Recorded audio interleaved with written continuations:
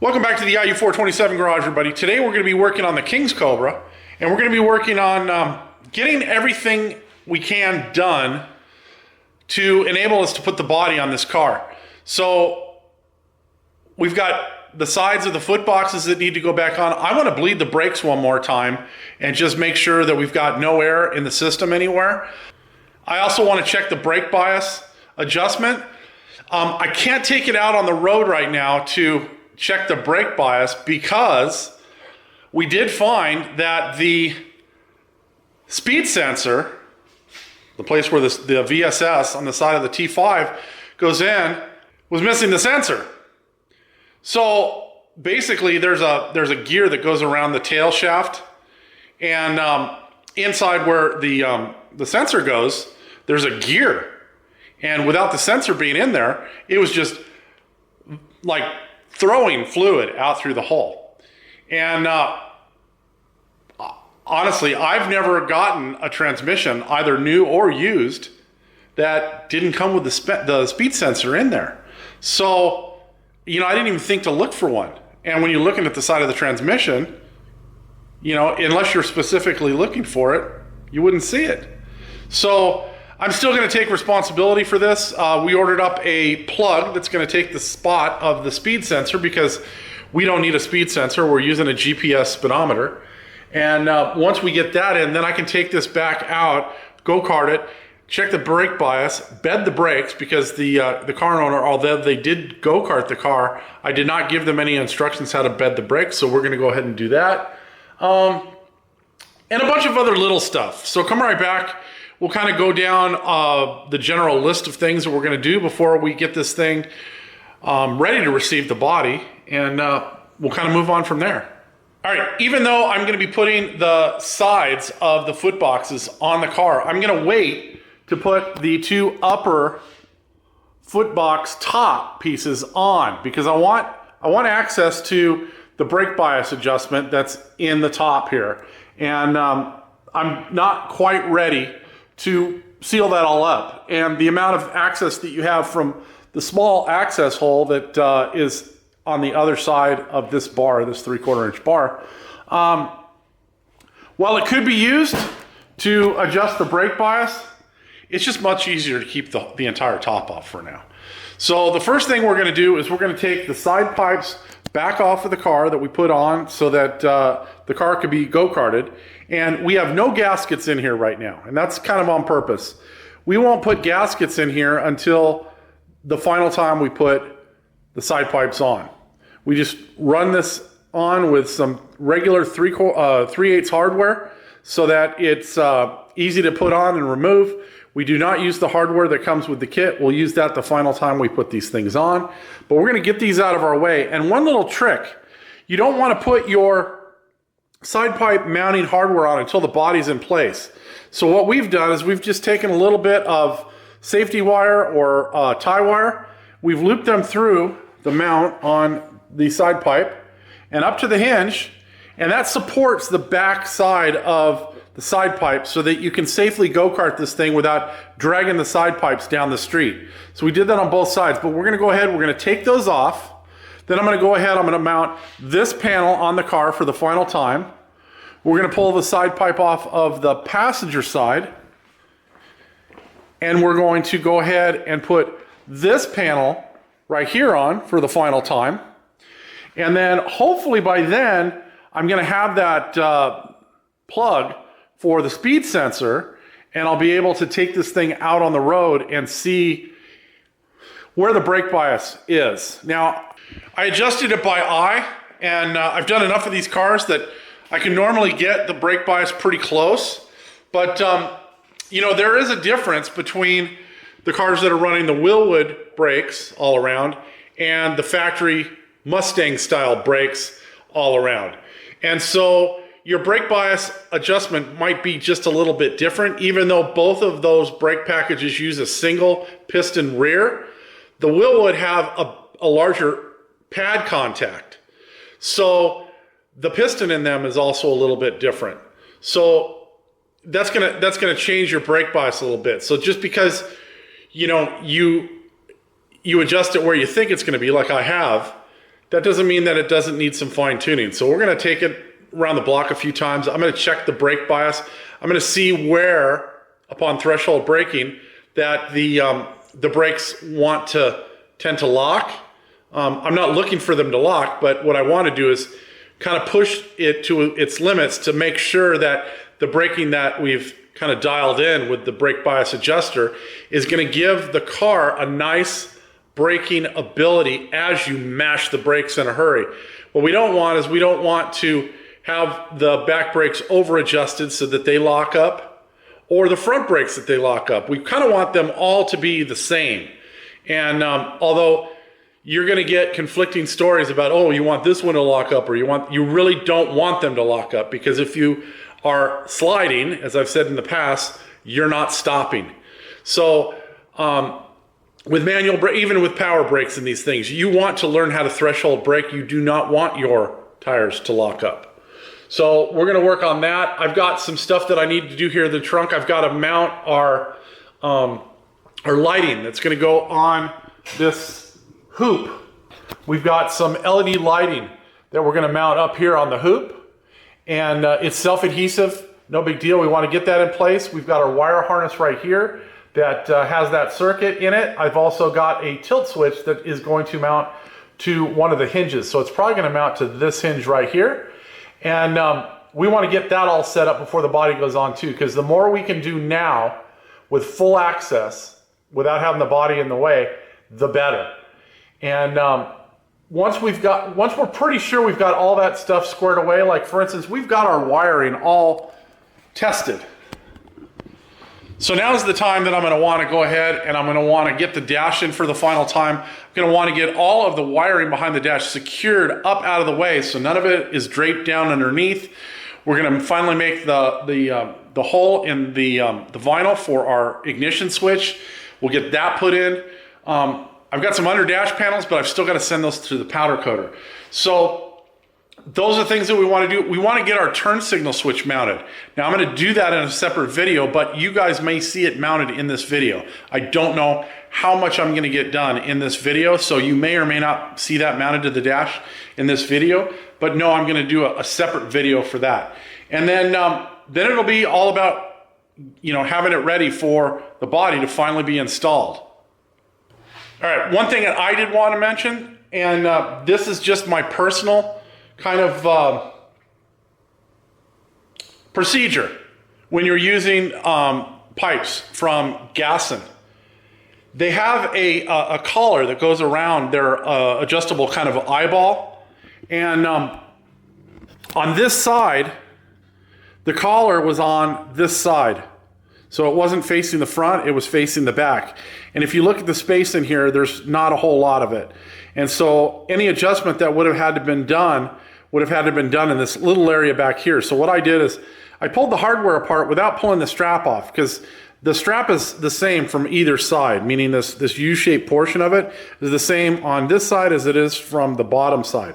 So basically I just took the hardware off, swapped it over around to here without removing it, and then I ran the hardware in from the bottom, because you're going to want to access it from the bottom. You're not going to have enough room in here without having to pull out the side louver to ever have to adjust this or tighten this. So I wanted to make this in a spot where it would be easily maintained.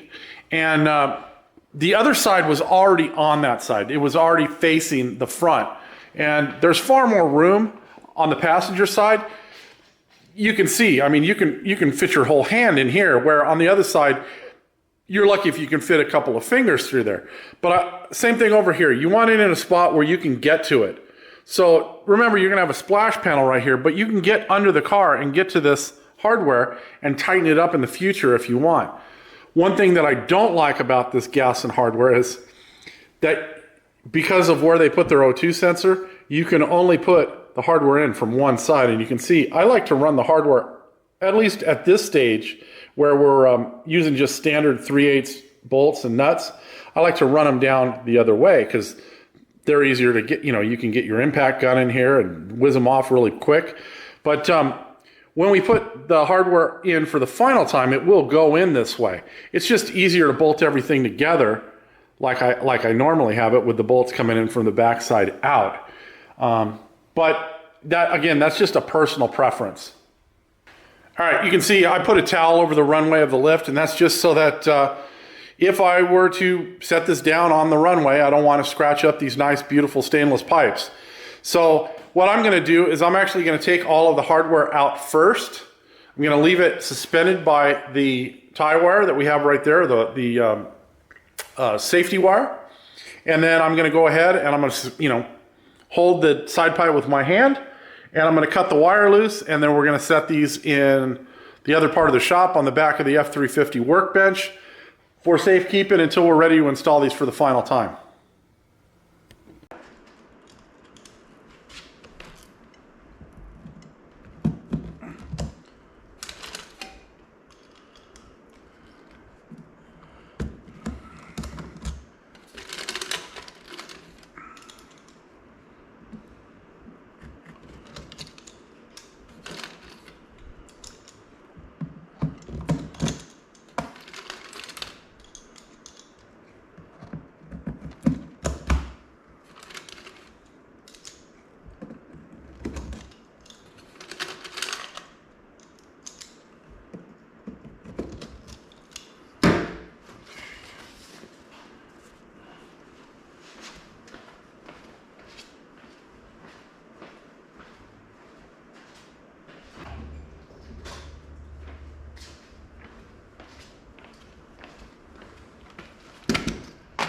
Let's try.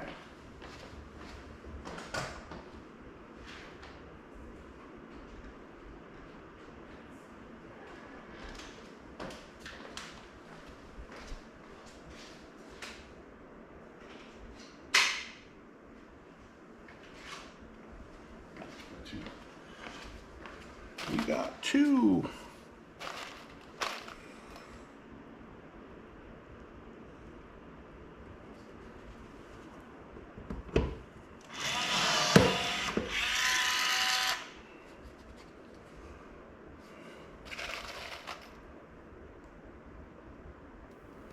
The first one, you got to be fucking kidding me.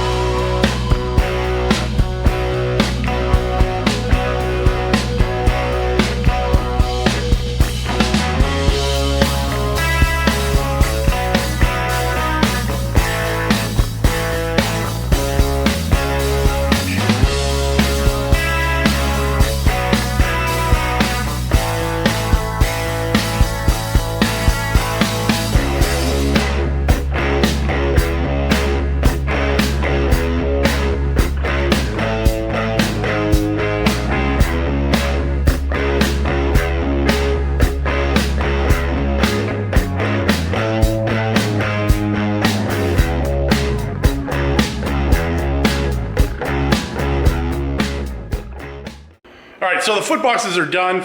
As far as I'm going to take them for right now, I think I told you I'm going to leave the tops off right now until I get a chance to go-kart this car again, so that I can set the bias. But everything went together, you know, fairly easy. Everything was kind of pre-drilled.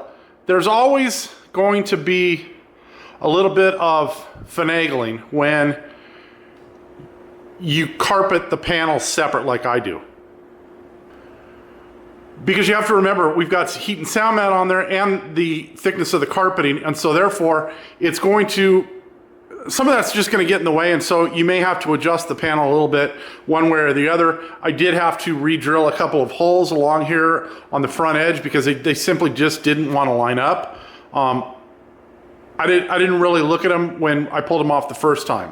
So, you know, it's probably my fault. I probably should have checked to make sure that, you know, they were perfectly in line or whether they weren't. I didn't. One thing I had to do is I had to take off the eyeball for the 4-bolt flange here on the headers on this side, just so I could get my rivet gun in here. I don't know if you guys saw, I may have even edited it out of the video, but I tried using Mrs. IE427's electric riveter. I got one rivet out of it and it jammed. So I think I have to take this whole thing apart and find out what's going on. It's supposed to have a little cup on the back that it pushes the rivets into, and that part's never worked. I have to manually pull each rivet out of the front. So there must be something jammed in here, or I didn't do something right when I set it up. So I gave up. I went back to old trusty and hand riveted all of the pieces together. Here's the other side. It's still got some a little bit of, I don't know if you can see that on the camera, but there's a bunch of the silicone that I kind of scraped off of the existing pieces before I reinstalled them and put new silicone in, and there's some of it on the front here too. But right down here you can see where we masked it all off last night, and then I went in there with the black sealant and I sealed off all those holes around the 1.5-inch tube that enters the passenger side foot box. So now we've sealed out all of the air that may be coming in from the bottom area here, so that's nice and sealed off. So the foot boxes are done, like I said, for the short term. I've got to put the top on the driver's side eventually, and that'll happen before the body goes back on. But I think that's going to do it for right now. I'm going to go ahead and set up for whatever I'm doing next, and I haven't even quite figured that out yet. I'm still waiting on that plug for the transmission. I'd like to get that put in, and like I said, I'd like to put a couple more miles on this thing in go-kart stage before I put the body on or fit the body for the first time. So we'll see what happens. I'll catch up with you guys tomorrow. All right, welcome to tomorrow, everybody. I got my transmission plug that is going to fill the space where the speedometer sensor, the vehicle speed sensor, would normally occupy. And I've got it installed, but you know, the funny thing is I've spent the last probably 2 or 3 days cleaning up the back of the car. It seems like every time I come out here, I'm wiping more transmission fluid off the bottom of the car. You know, it's like, I don't know where it keeps coming from. It must be like on top of stuff and it just kind of migrates its way down. So as a, for instance, I've got this bottom bolt for the transmission mount. I know I've cleaned that probably 6 times already, and it just seems as though it keeps coming back. So I'm gonna go ahead and wipe that down. But even the stuff back here, it all has like this glossy kind of finish to it now. And I've washed it down with you know, like multi-purpose cleaner, the purple stuff. I've used what is it, spray away window and multi-purpose cleaner, and it just seems as though I can't get all this stuff off. It sucks. But we'll keep going over it until we've got all the residue off of it. But I got the large majority of the fluid off. So I'm going to show you where this plug goes, and it's a real nice machine piece. I got it from a company on eBay, a machine company that seems to make these. Anyways, there's the part right there, and you can see it just installs with a single, what is that, button head screw, machine screw, and metric thread, because obviously the T5 has a lot, you know, nearly all metric bolts and hardware on it. So put it in there. It's got a nice little gasket. I did lube up the gasket with some transmission fluid. So I'm just using, you know, the Ford recommended Dextron Mercon for inside the T5. So now that that's in, I can go ahead, I can top off the fluid again, and one more time at least, wipe down everything down there to try to get rid of the rest of this transmission fluid residue. I did get started on some of the wiring in the trunk. I'll probably show you that later today or possibly tomorrow. So I'll see you then. It is the following evening, everybody, and I've got the trunk lighting all done, or just about done. What I've done is I put some tie wraps or zip ties in place just to make sure that I've got enough slack in all of my cabling, my split loom, and the wires, so that as I operate the trunk, basically open and close this hinge, one, everything works, and two, I'm not pulling so tight on everything that I'm gonna like pull the connections apart. So the zip ties are just temporary until I can make sure everything works, and I'll go back and I'll put the cushion clamps. I've got one hanging right there, but I've already got one mounted in the corner. So as you can see, as I roll this up, the lights will come on, and then as I push it down, they'll go back off. And that's because I've got a little mercury-filled tilt switch right there. And before I stick it on for the final time to that hinge arm, I will make sure that it's the proper angle, pull the little paper off the adhesive, and stick it on for the final time. So I believe that's where I'm going to leave this video. I've already put transmission fluid into the transmission, so it's ready to go. I've got some last minute things to square away with the dash, and then the body should be going on this thing here in the next week or so. If you're enjoying the content here, as always, please do the like, the share, the subscribe, all that kind of stuff. We'll see you next time. Have a great day.